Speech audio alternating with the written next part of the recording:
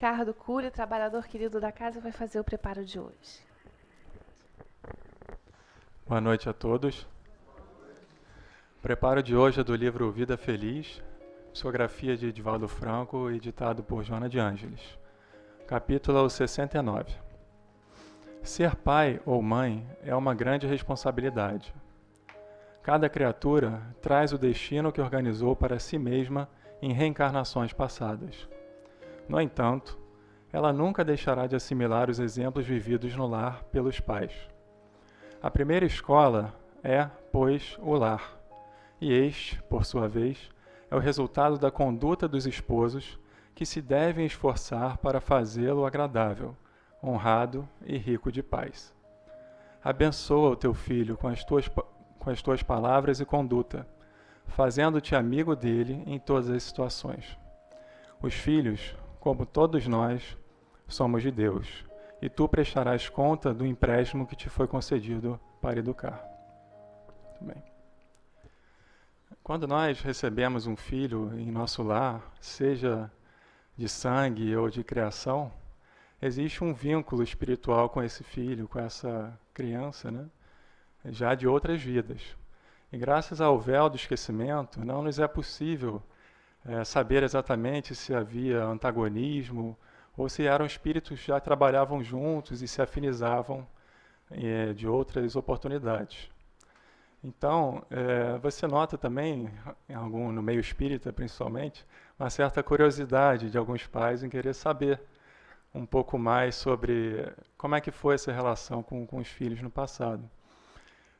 Isso, na verdade, não é importante, porque a informação chega se houver necessidade. Quando não há necessidade, a gente não tem que correr atrás dessas coisas. Ela vem naturalmente. Então, na dúvida, no desespero, na alegria ou na tristeza, a gente deve amar os nossos filhos. Amá-los de forma plena, educando-os sempre de forma moral e intelectualmente. Então, lembrando que sempre também, desculpa, que o amor do pai e da mãe é um amor libertador. Então nós devemos sempre que dar asas para os nossos filhos voarem. Esse é o nosso objetivo, mas não necessariamente eles vão fazer os voos que nós fizemos. Cada um deles pode optar por outros ares, por voos mais longos, por voos definitivos. Então, ore pelo seu filho, mas não apenas pedindo para que nada de mal lhe aconteça, mas que Deus ilumine o seu caminho e que ele consiga alcançar os objetivos traçados lá na erraticidade, antes de ele reencarnar. Ore também para que ele tenha coragem, determinação, vontade para superar todas as provas que virão pelo caminho, e serão muitas. Jamais ore para que seu filho não tenha desafios, porque sem desafios não há evolução espiritual, não há vida. Então não se deixe abalar também pela ingratidão, pelas ofensas que às vezes acontece de um filho com o pai, né? Eles também são imperfeitos, também estão em busca de ajustes. Então perdoe sempre. E quando olhar para o ninho vazio e perceber que seu filho não se encontra mais lá, agradeça a Deus. Tenha certeza que você fez o seu melhor e que vai ver o seu filho grande, íntegro, próspero, e que com certeza ele jamais vai esquecer dos seus ensinamentos e de suas preces. Muita paz e boa palestra a todos.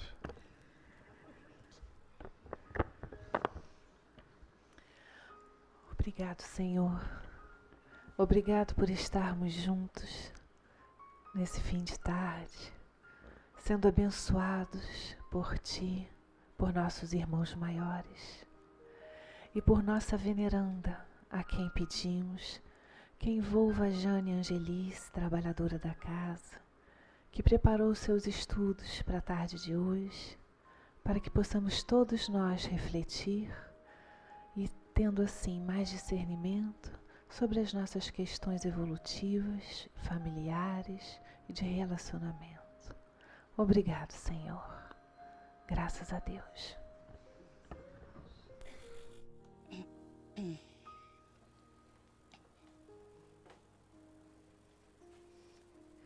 Boa noite, pessoal.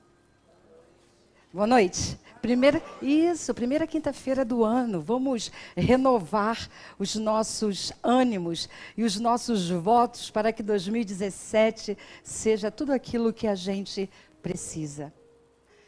Não seja exatamente aquilo que a gente quer, mas aquilo que a gente precisa e que a gente possa entender e aceitar e aprender com o que vai acontecer, com o que chega para a gente no ano de 2017. Muito bom. Nosso tema da noite de hoje tem a ver com o preparo, porque nosso tema é casamento e família. E nesse tema que nós vamos tratar hoje, nós pedimos a orientação de Joana e sua equipe, e que a paz de Jesus esteja aquecendo, fortalecendo os nossos corações, para que as nossas reflexões possam ser legais, significativas na nossa vida diária.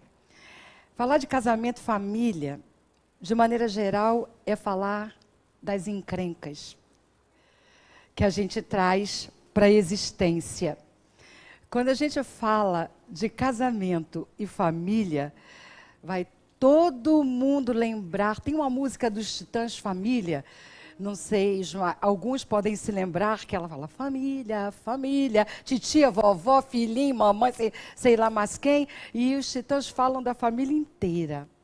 E quando nós começamos a falar de casamento e família, nós vamos começar a refletir dos motivos pelos quais estamos onde estamos, lá quando nascemos com os nossos pais, e depois o outro núcleo que a gente constrói quando tem o casamento.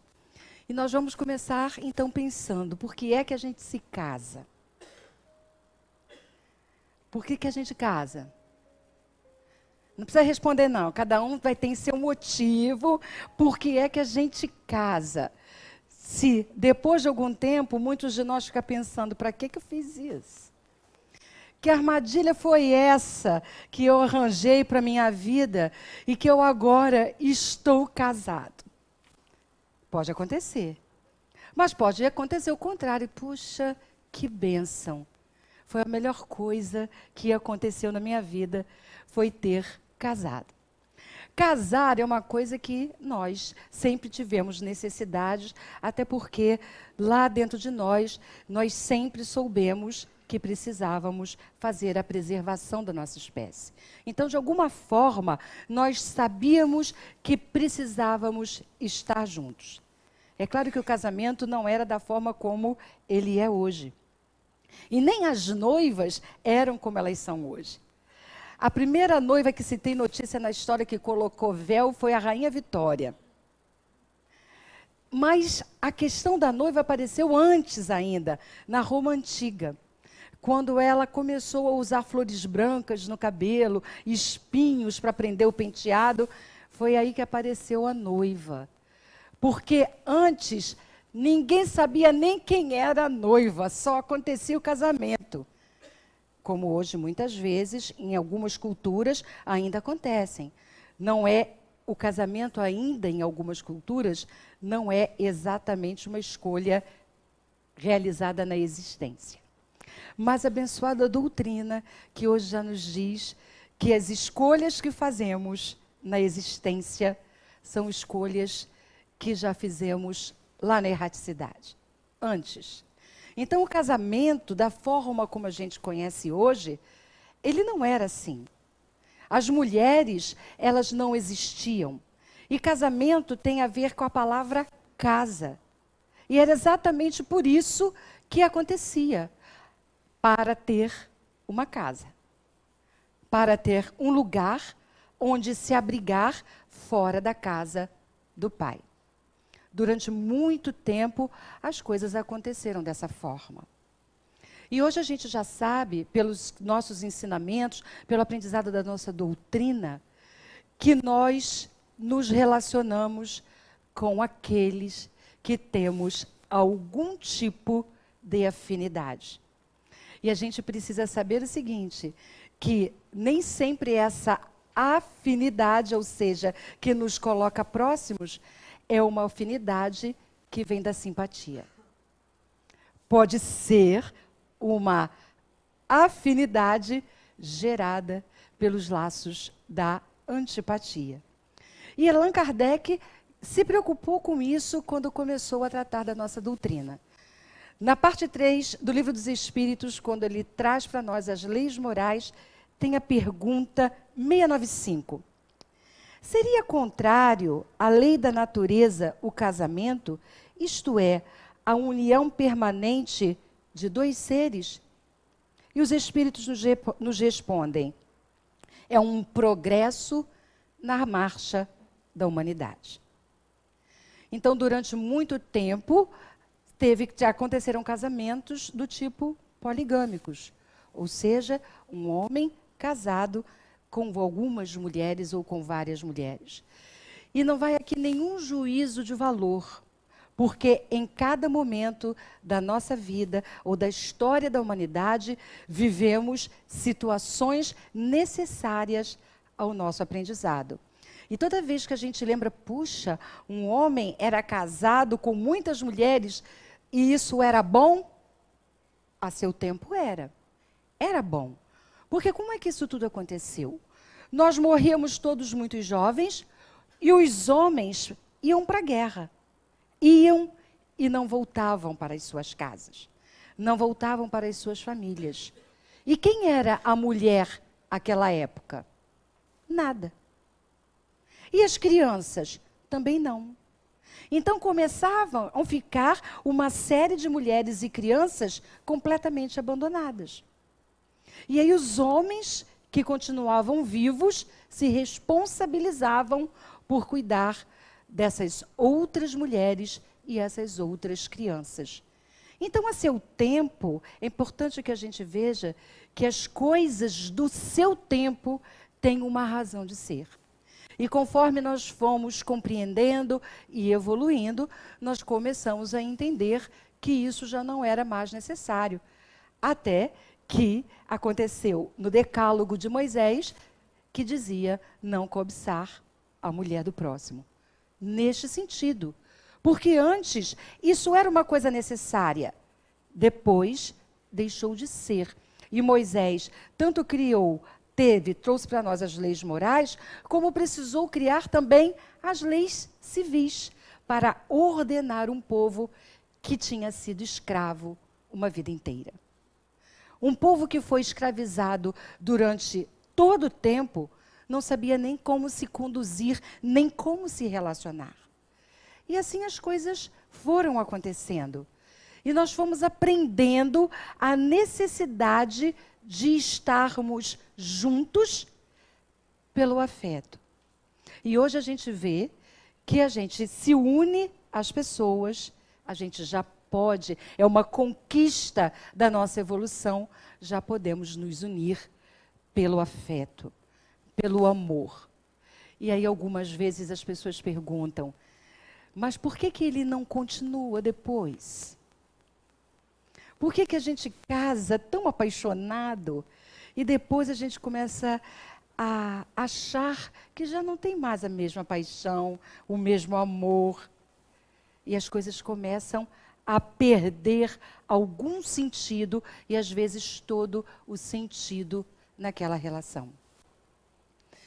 No livro que é o tema da nossa noite, SOS Família, capítulo 3, fala de muitos aspectos da família.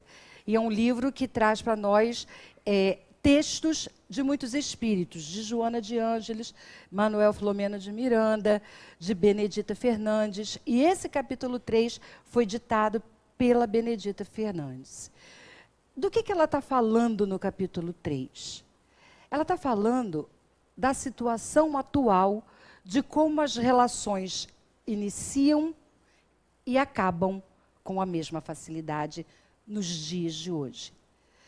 Benedita está trazendo o alerta, mostrando assim, diante de tudo que a gente vê, pode parecer que está havendo uma degradação moral e também um entendimento de que o casamento é uma instituição falida. Joana de Ângeles e todos os amigos espirituais trazem para nós a mesma informação. A família é a célula máter da nossa sociedade. E uma família começa a ser construída pela relação que é estabelecida por um casamento. Eu hoje posso me casar para dar legitimidade a uma relação sexual, posso me casar por interesses econômico-financeiros, posso me casar porque eu quero fazer uma festa linda, maravilhosa, porque casamento hoje é um tremendo evento. Vários os motivos podem fazer com que eu me case.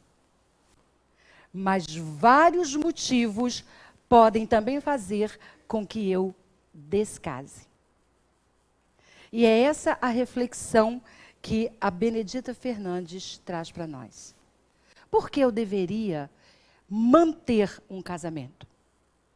A troco do que eu deveria permanecer num casamento?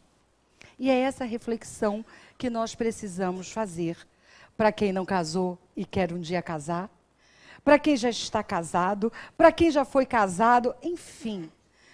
Casamento, relação homem e mulher, é um tema que absorve a vida de todos nós. E por que hoje a gente vê tantas dificuldades? Não é que essas dificuldades não existissem no passado, mas é que hoje, depois da década de 60, as mulheres começaram a ter um outro papel na sociedade. E aí cabe uma reflexão. Até os anos 60, toda a relação era patriarcal, ou seja, a mulher estava à sombra do homem e ela estava ali para cuidar da casa e da família. Após a Segunda Guerra Mundial, que os homens foram para as batalhas, as indústrias já existiam e as mulheres tiveram que assumir os postos dos seus maridos nas indústrias. O que aconteceu? Nós gostamos disso. Nós gostamos dessa história. Ah, legal! Eu também posso trabalhar fora da minha casa. Deu no que deu. Nas histórias que a gente vive hoje. Mas é fácil entender, pessoal. Foram muitos anos em que a tese era o casamento com base patriarcal. Depois, com todas as mudanças que nós vimos acontecer, dos anos 60 para cá, aconteceu o que a gente chama de antitese ou antítese, o outro lado da balança. O que a gente precisa fazer agora? Juntar a tese com a antítese e fazer uma síntese. Porque o que existia no passado não era de todo mal. O que existe hoje também não é de todo mal. Quais são as reflexões? O que nós vamos precisar fazer daqui para frente? O que era bom antes e funcionava? O que é bom hoje e também funciona? Como vamos juntar isso? De maneira que todos estejamos bem nas relações. Nós, com os nossos parceiros ou parceiras, e também os nossos filhos, que são os frutos dessa relação. E nós sabemos que esse grupo que se reúne em família, nesse mundo de provas e expiações, é exatamente isso. Está em provas e expiações. E é por isso que muitas vezes nós temos mais desafios do que gostaríamos. Emmanuel fala para nós que existem alguns tipos de casamento. Deixa eu olhar aqui, fazer uma cola dos tipos de casamento que Emmanuel diz para a gente. Ele fala que existe o casamento acidental. O que é o casamento acidental? É aquele que não tinha nenhuma programação, mas ele aconteceu ali, naquele momento. Foi bom e legal, gostei, vamos em frente, vamos. Deu certo? Não estava nada programado. Pode dar certo, mas tem tudo para não dar. Não estava programado. Existe um outro tipo de casamento, que é a maioria dos casamentos dos planetas como os nossos, que são os casamentos provacionais. Quais são os casamentos provacionais? São aqueles que reúnem elementos numa própria família e que estão ali juntos justamente para harmonizar o que foi desarmonizado no passado. Por isso que é uma encrenca. Porque, de maneira geral, a gente está junto daqueles ou que desarmonizaram a nossa vida no passado, ou aqueles que a gente desarmonizou. E aí a gente está esquecido por conta desse véu do esquecimento, mas lá no nosso inconsciente a coisa está aqui, ó, buzinando, trazendo para nós aqueles conteúdos que nós estamos estamos esquecidos, mas que estão ali. Então, os casamentos provacionais são daquele tipo assim, que eu me pergunto, por que eu estou aqui? E eu combino tudo. Olha, gente, vamos combinar? Se a gente está casado, e a maioria deles é provacional, nós somos espíritos que já combinamos a encrenca antes. Não é uma encrenca assim, agora aconteceu, não. A gente combinou isso e muitas vezes pediu, pelo amor de Deus, eu quero viver com ele, eu preciso acertar esse ponteiro. E aí quando você está lá no meio do negócio, o ponteiro desanda. Em vez de ele rodar no sentido horário, ele começa a andar no sentido anti-horário.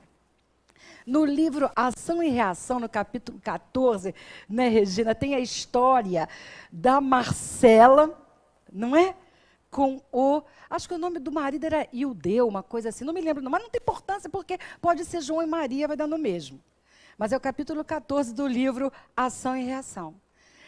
Eles casaram, tiveram 3 filhos, Roberto, a Márcia e a Sônia.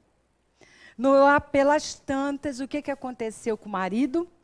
Ele se encantou por uma outra moça. O que tem? O que tem isso demais? É até bastante comum. Os homens se encantam por outras moças, as mulheres se encantam por outros moços, e dependendo de como nós estamos nesta situação, a gente já, até os apelos inconscientes a gente esquece, que conscientemente a gente vai deixando para lá.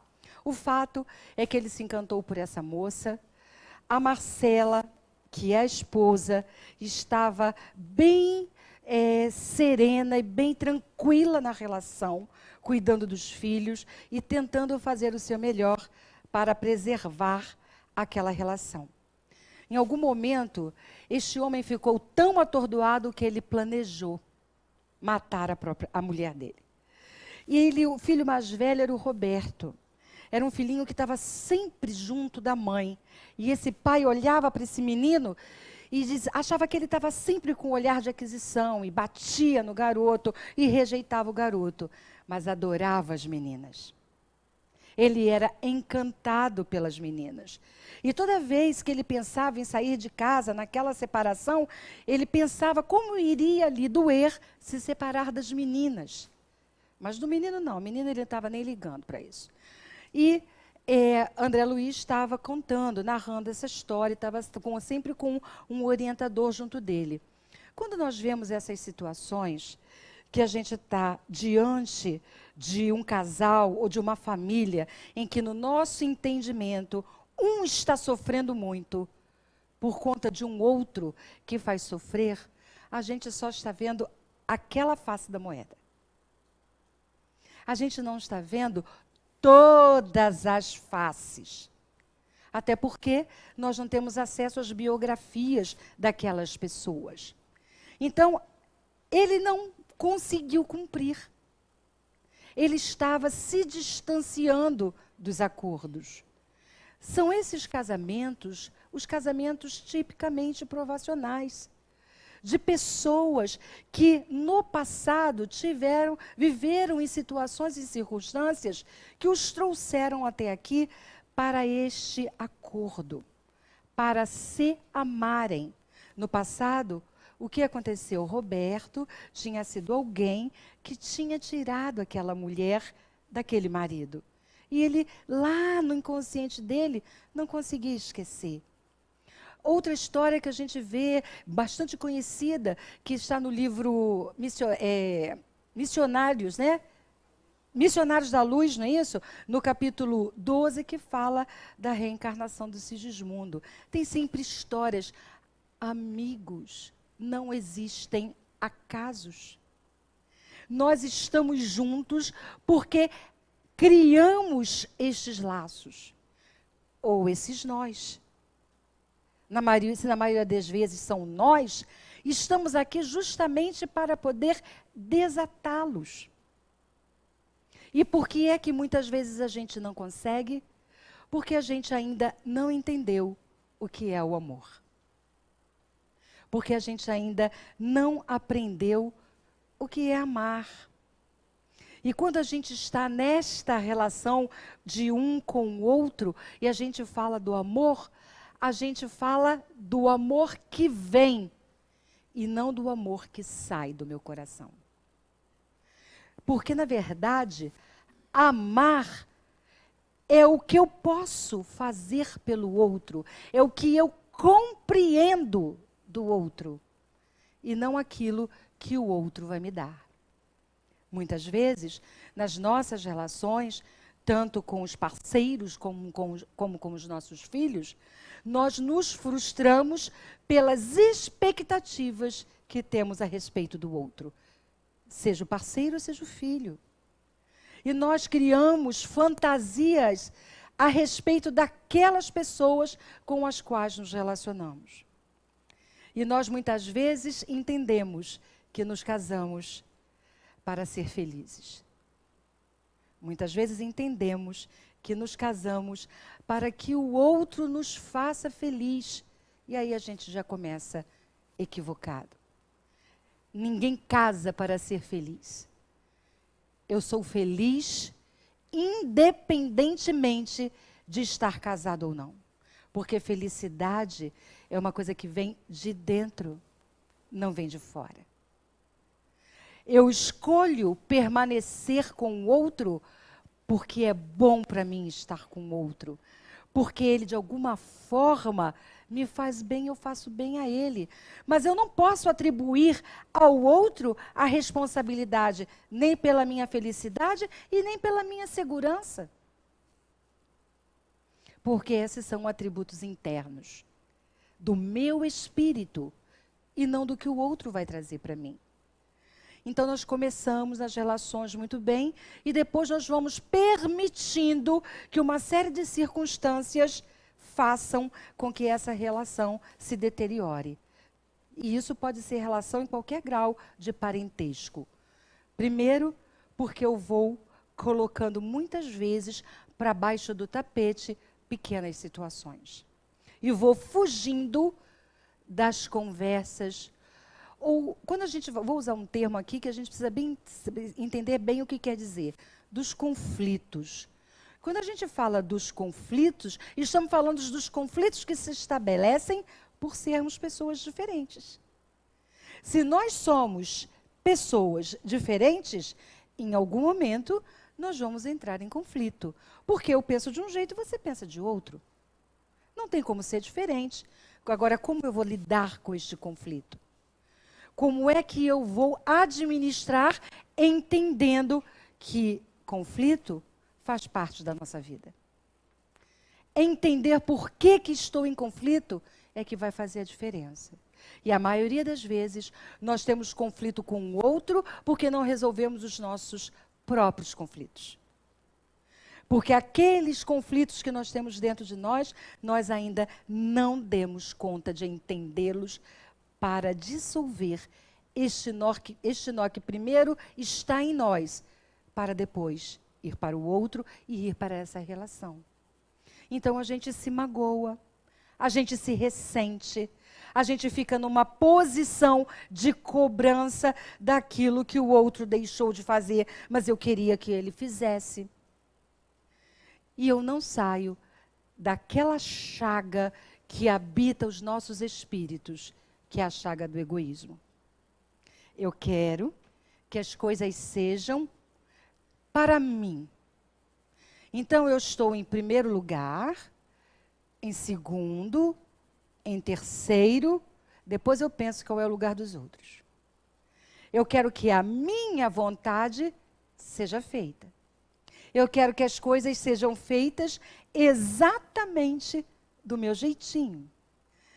Eu gosto de ver filme do tipo Água com Açúcar. O meu companheiro não gosta. Ele gosta de ver filme de guerra, muito tiro, muito sangue. A gente precisa brigar por causa disso? Mas a gente briga. Se a televisão for uma, é só então. Ainda bem que nisso nem é má, né? Cada um é uma televisão em cada cômodo. E aí o que acontece? As separações. E muitas vezes a gente tem problemas hoje nos casais e nas famílias por conta desse desequilíbrio entre os pratos da balança. Eu me lembro que no passado, quando eu era criança, a minha mãe nunca se preocupou muito em perguntar assim, filhinha, você me ama? Eu quero tanto que você me ame. Mas os pais hoje têm essa preocupação. E em vez de pensar na criação, na estrutura que vai dar para essa criança, está mais preocupada em quê? Em dizer sim para tudo. Essa é uma das coisas que vieram com essa nova família. Porque as mulheres trabalham, de maneira geral estão fora, e quando elas estão com seus filhos, entendem que precisam dizer sim para tudo. Mas educação de filhos significa dar limites. E dar limites na educação dos filhos dá um trabalho danado. Muitas vezes a gente chega em casa assim, que limite? Eu quero ver minha novela, Netflix, sei lá o que a gente vai ver. Cada hora é um negócio que está mais na moda, que está dando mais gosto. E a gente não quer gastar um tempinho com a educação da criança. Com aquilo que aquela criança tem a nos dizer. Rosandro Klinger já fez palestras para nós, ele fez encontros e estava também no nosso último congresso. Em uma das palestras ele diz assim, o amor é o sentimento mais sofisticado que existe. Mas para haver amor, tem que haver respeito antes.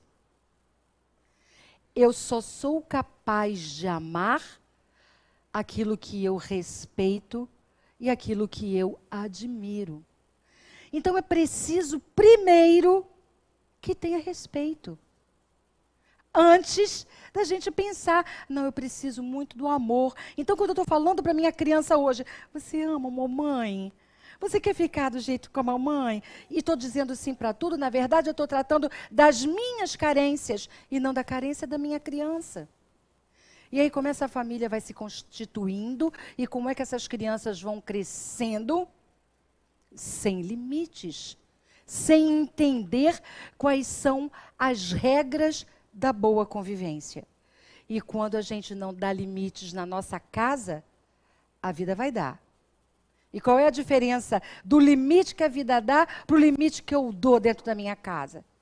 É que o limite que eu dou com amor. A vida não dá limites com amor. E isso vai fazer com que a nossa criança, os nossos filhos, sofram bastante.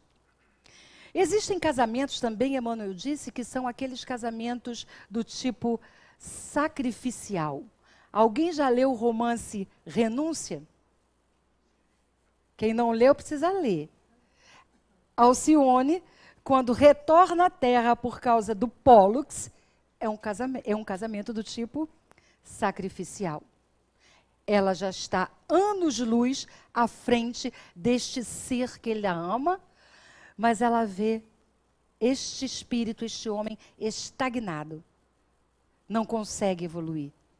Então ela decide voltar à Terra, sabendo que estar na carne oferece alguns sacrifícios, mas sacrifício a gente precisa entender como um ofício sagrado, oferece algumas distrações, porque nós estamos esquecidos de quem somos, e o mundo externo tem os seus apelos.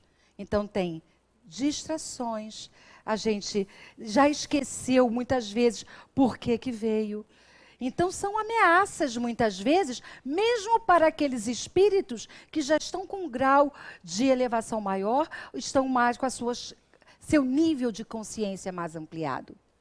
Mas esses espíritos, justamente porque entendem que o amor é estar a serviço de, retornam à Terra para fazer o sacrifício de pegar este ente querido e trazer para a evolução. São os casamentos do tipo sacrificiais. Existem também aqueles casamentos que são ainda pouco comuns, mas que são de espíritos que já estão evoluídos no mesmo nível, mas eles vêm até a Terra para fazer grandes coisas pelas coletividades. São aqueles que vêm para se colocar, os dois, a serviço da sociedade, a serviço do próximo. São aqueles casamentos daqueles espíritos que já entenderam para quê e por que estamos aqui. Joana diz para nós que a família é a primeira célula onde nós vamos exercitar o amor. Porque se nós temos dificuldades de amar as pessoas que nascem na nossa família, como é que nós vamos amar quem nasce fora? Mas o exercício do amor que Jesus trouxe para nós é o exercício do amor pela grande família humana.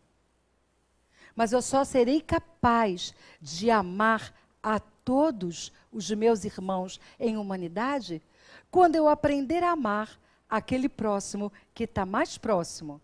E o próximo que está mais próximo é o próximo da minha família.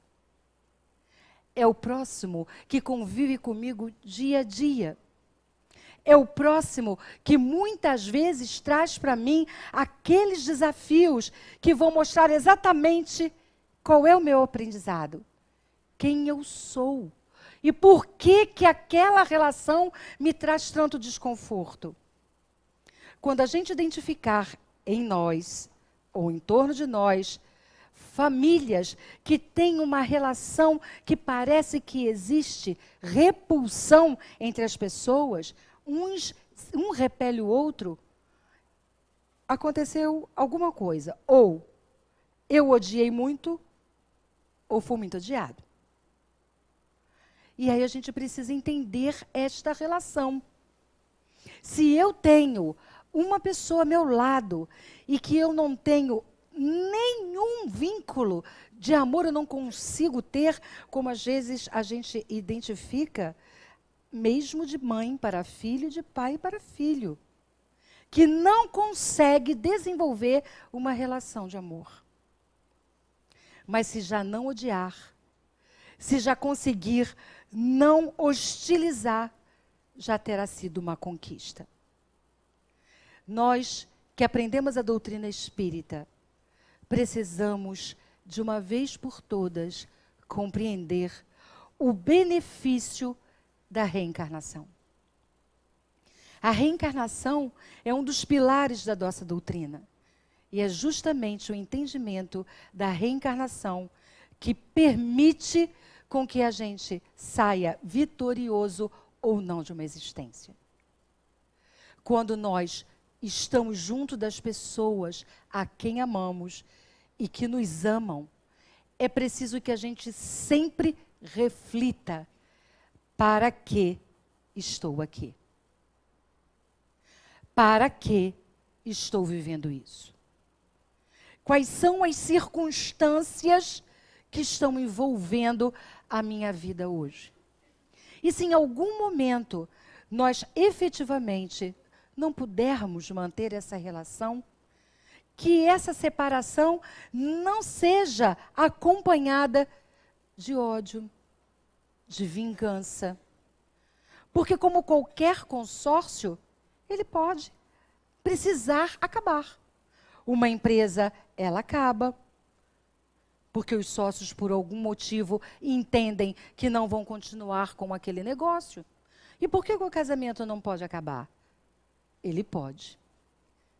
O que é importante, então, a gente refletir? Não é o que acontece com a gente que vai fazer a diferença, mas toda a minha atitude diante do que acontece. Então, nós estamos aqui para falar da importância da família em nossas vidas. De entendermos, primeiro, quem somos nós e para que estamos cercados destas pessoas. Quem é minha mãe? Quem é o meu pai? Quem é o meu esposo, minha esposa, meu companheiro ou companheira, ou o nome que se queira dar? Quem são os meus filhos? Para que estamos juntos? Que tipo de desconforto ou incômodo eles me trazem? Porque se está me trazendo desconforto ou incômodo, alguma coisa dentro de mim está me dizendo, entenda, por que você está tão aborrecido? Por que está tão irritado? Por que se permitiu magoar e se ressentir?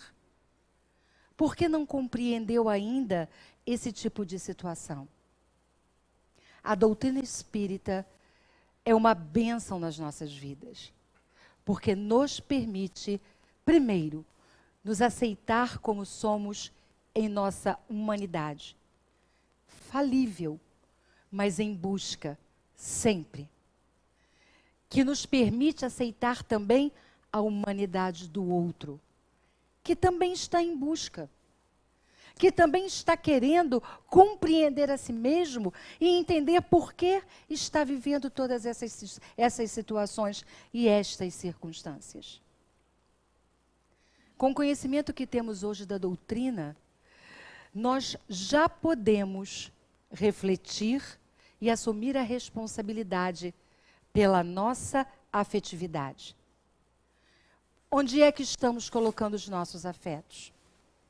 O que estamos fazendo da afetividade que deveríamos trazer para nós mesmos e para as pessoas que convivem conosco? É tempo, amigos, de desfazer nós e apertar os laços. Que nesse ano que se inicia, nós possamos refletir com mais profundidade nos ensinamentos da nossa doutrina. Que possamos refletir e buscar o entendimento desse caminho.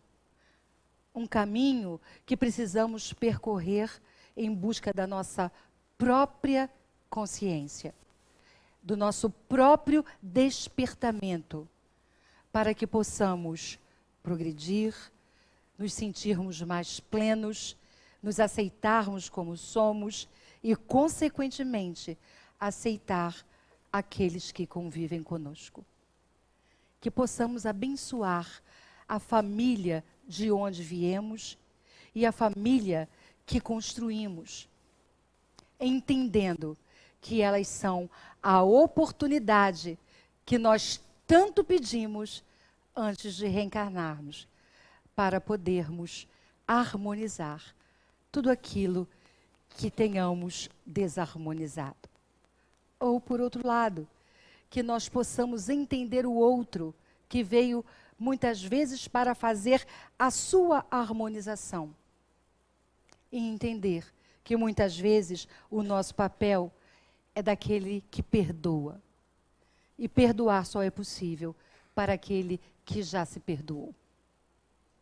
Que possamos percorrer caminhos diferentes, com as bênçãos de Jesus, de Joana, dos nossos guias espirituais, que nos trazem sempre todas as condições e que estão sempre com as mãos estendidas para que possamos dar conta das nossas tarefas. Que o Senhor nos abençoe.